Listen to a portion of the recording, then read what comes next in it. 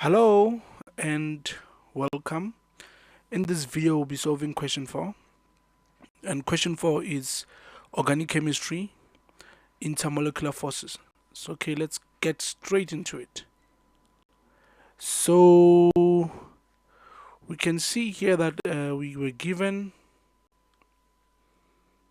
some information here. So, we have to read this, try to understand what's happening to these questions, right? So that we can be able to respond to all these questions, right? So the knowledge of boiling points can be used to identify chemical compounds. The boiling points of 4 organic compounds represented by the letters A, B, and C are given in the table below. So we can see what this table is all about, and it's all about the boiling point of the compounds, right? So we can see that compounds here. We've got several compounds here. One of those compounds is propane, and the other one is pentane. The other one it's 2-methyl-butane with its boiling point there. You can see the boiling points of those on the right there, right? So let's get straight into the first question. 4.1, we have to define the term boiling point. And I think most of you guys, you know how to define the term boiling point, because you just have to mention the atmospheric pressure, the temperature of the atmospheric pressure, and the temperature of the vapor pressure, right? So what is a boiling point? So the boiling point here is the temperature. So boiling point is the temperature at which vapor pressure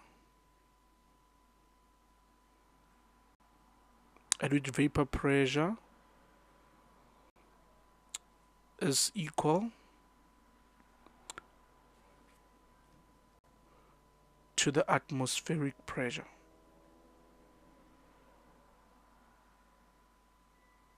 That's all. Atmospheric pressure, right? Then you earn yourself 2 marks for that explanation there. So you have to know also vapor pressure and the melting point, right? So, but for this question, they were looking for boiling point. Let's move on to the next one. 4.2, which one of the following, okay, which one of A or B has the highest vapor pressure? So remember, I'm just going to take you through some of the theory here with this. You have to remember that if you see high boiling point, then you must know that the melting point is also high, right? However, the vapor pressure is low, right? So this information here, it's for something that has got a strong intermolecular forces. So if a substance has got a strong intermolecular forces, it means that the boiling point is high and the melting point it's high, but the vapor pressure is low, right? So for a substance that has got weaker intermolecular forces, right, we'll be looking at low for boiling point. The boiling point is going to be lower and the melting point would be lower, but then the vapor pressure, it's gonna be higher, right? So this is some of the information that could be very much important in explaining or responding to these kind of questions.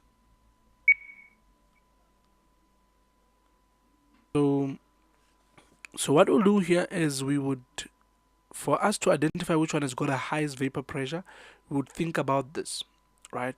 So the one that has got a highest vapor pressure, it means that it has got the lower or the lowest boiling point, since we're given the boiling point table here. But if it was a melting point table we're given, it would still be the case, right? We'll be looking at the one that has got the lowest boiling point. So which of these compounds has got the lowest boiling point? Remember, the one that has got the lowest boiling point here it's propane, right? So it means that the correct answer there it's A, right? A has got the highest vapor pressure because it has got the lowest boiling point. Okay, good. Let's move on to the next one. So 4.3, an unknown straight chain alkane has a boiling point of negative 0.5. Use the information in the table to identify this alkane and write down the IUPAC name of that, right? So we already know that that compound we're dealing with there, it's an alkane, but we're not so sure about its IUPAC name. And most of you guys might be wondering, how can we do this question? But we're just gonna make use of the information in the table, right? We can see that here we already have a propane, a compound propane here. And remember, this compound has got minus 42 degrees Celsius, right, for the boiling point, right? And this compound that we are being asked of here, it has got a boiling point of negative 0.5 degrees Celsius. So what we're going to ask ourselves is, and you can see that here, they talked about pentane after. So pentane has got negative 0. So pentane has got 36, right? So we're just going to ask ourselves if this boiling point here is before, since we're going down, we're increasing the boiling point. So is it before that? Is it coming before? Or is it coming in between? Or is it coming after? Right? For us to make some predictions about the boiling point of this compound. For us to make predictions about the IUPAC name of this compound, right? So because we can see that here this is minus 0.5 and we can see that it's greater than that, so it's falling here, right? If it falls in between here, this is between prop, right? And prop has got 3 carbons on the longest chain, and pentane has got 5 carbons on the longest chain. Then it technically means that this compound here that we don't know its boiling point, it's simply in between. And if it's in between, and the fact that it's a straight chain, it means that the chains are straight there, and most likely that it's going to be a bute because it's going to be having 4 of those carbons there, right? So it's going to be butane, right? So it means that its IUPAC name here, it's butane. So 4.3, the answer here, it's butane, right? So let me erase all this here. It was just to work out the solution or take you through the process of working out that compound that could have such a boiling point.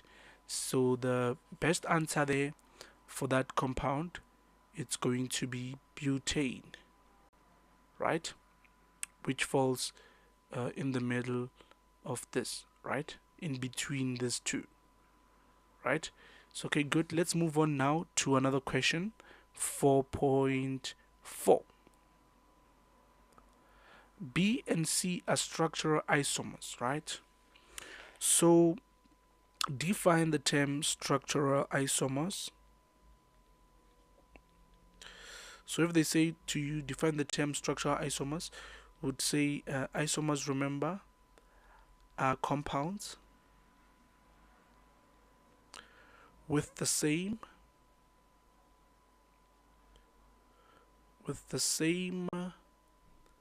molecular formula.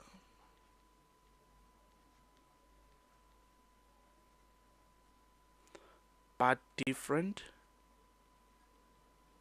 structure. So what is different about those compounds? is what's written there, right? So if they write positional here, what will be different is the position of the substituent. But because here they wrote structural, we know that it's going to be compounds with the same molecular formula but different structure. So different structural formulae, right? So that's the perfect definition for that. And we can move on. So if they said chain isomers are compounds with the same molecular formula but different chain, different longest chain, right, of carbon atoms, right? So it's all about that, and I think you guys understand that. So let's move on now to the next question.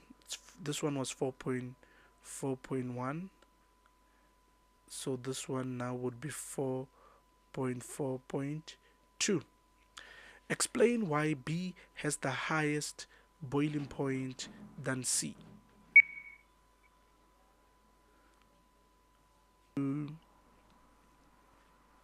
So now remember, we are explaining why B has the higher boiling point than C.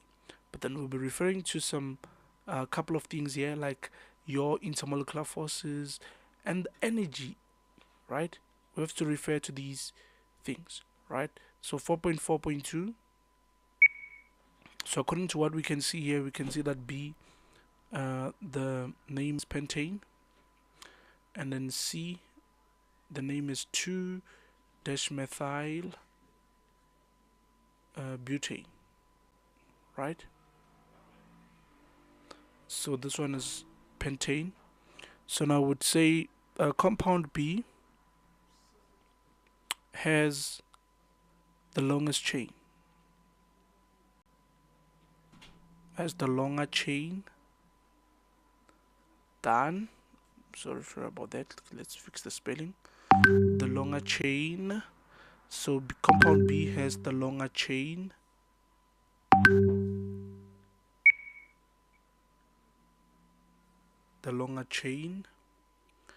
than C, right?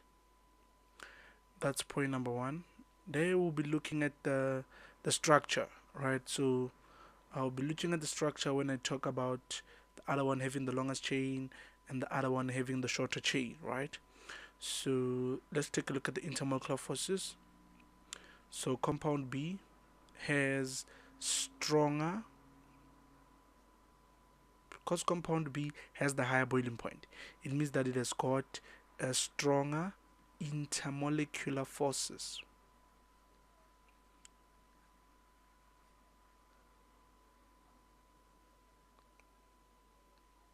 right?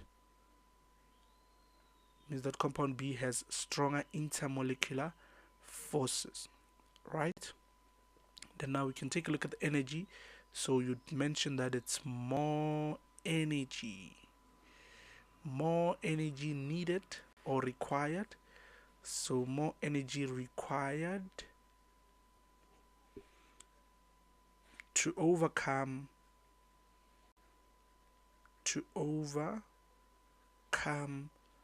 intermolecular forces, right? So if something has got strong intermolecular forces, it means that it requires more energy to overcome the intermolecular forces, right? So these are kind of information you will mention there. Taking a look at the structure, right, which is the structure between the pentane and the 2-methyl butane. You'll also mention that B has got strong intermolecular forces. You're looking at the strength of the intermolecular forces. And looking at the energy, you mentioned that more energy is required to overcome the intermolecular forces. Right, so let's go to 4.5. So they say explain the difference in the boiling points of B and D. Right? So what is compound B? So compound B, it's pentane. We can see that.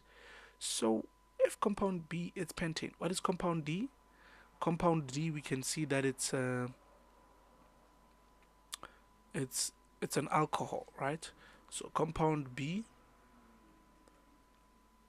and compound D, they're of different homologous series, right? Meaning that um compound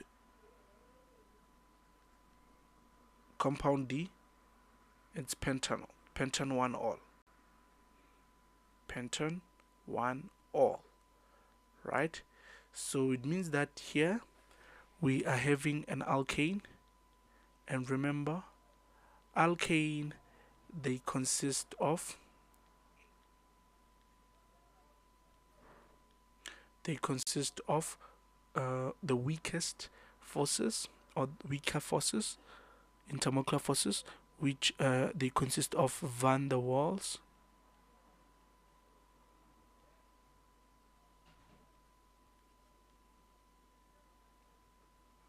right? So they consist of weaker van der Waals forces, right?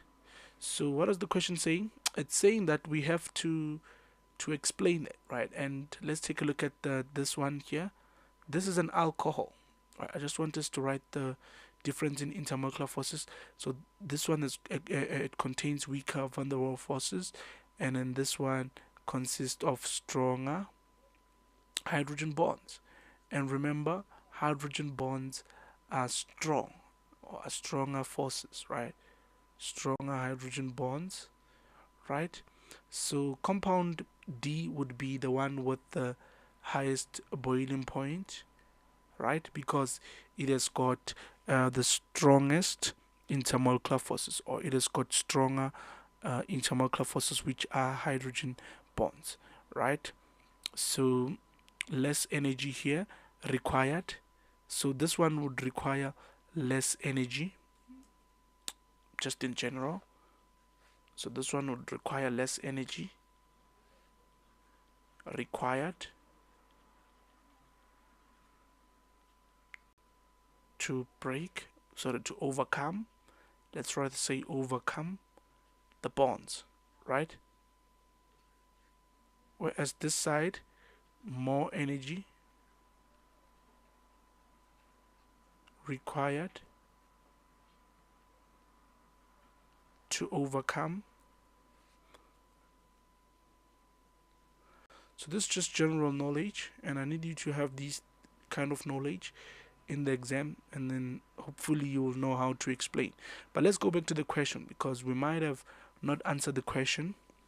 So what the question is looking for here, it's saying explain the difference in the boiling point of B and D, right? So you have to mention that compound B, you have to tell us that compound B has the lower or the higher, looking at it.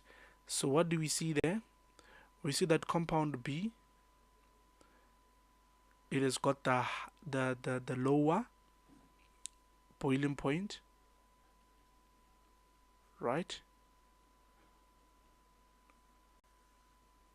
than compound C, right?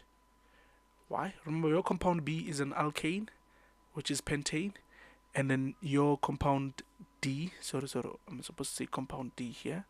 So your compound D, it's what? It's an alcohol, which is pentan 1 all, and then it has a compound B has lower boiling point than compound D, because compound D has got a higher, right? So they said explain this referring to the intermolecular forces. You'd say compound B. So compound B has weaker van der Waals forces, right? This is the kind of information you will mention. Whereas compound D consists of stronger hydrogen bonds, right? So I think we've explained looking at the intermolecular forces, and now talk about the energy. So more energy, so less energy. Remember, we're talking about compound B, so less energy required to separate, to overcome. You'd write overcome intermolecular forces,